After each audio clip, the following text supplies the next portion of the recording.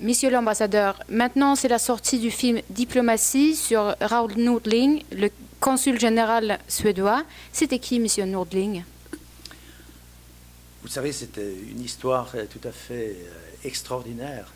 C'était vers la fin de la Deuxième Guerre mondiale, ici à Paris, avec un gouverneur allemand, le général Choltitz, qui avait reçu une instruction directement de Hitler de détruire Paris, tout simplement.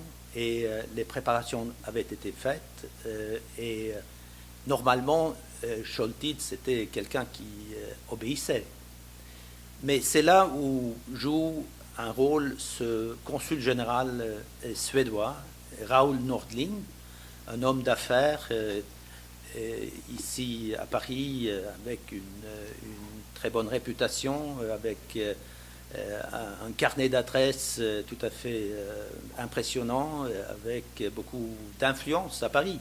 Et c'est lui qui s'engage tout seul, de sa propre initiative, pour essayer de convaincre, de persuader Choltitz de ne pas remplir cette instruction.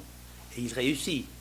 Et dans ce sens-là, on peut dire que Nordling, il a sauvé Paris, où il a fait une contribution très importante pour sauver la capitale de la France. Et pourtant, Monsieur Raoul Nordling, c'est pas un personnage très connu. C'est pas un peu injuste par rapport à ce qu'il a fait? Oui, c'est vrai. Hein, c'est probablement injuste parce qu'il n'est pas très connu. Il n'est pas complètement méconnu non plus. Hein. Il y a ce film très connu, Paris brûle-t-il, où le rôle de Raoul Nordling est joué par Orson Welles, et qui est assez connu. Mais justement, maintenant, il y a Volker Schlöndorff, ce grand cinéaste allemand, qui a fait le film Diplomatie sur justement cet effort fait par Nordling pour persuader von Choltitz.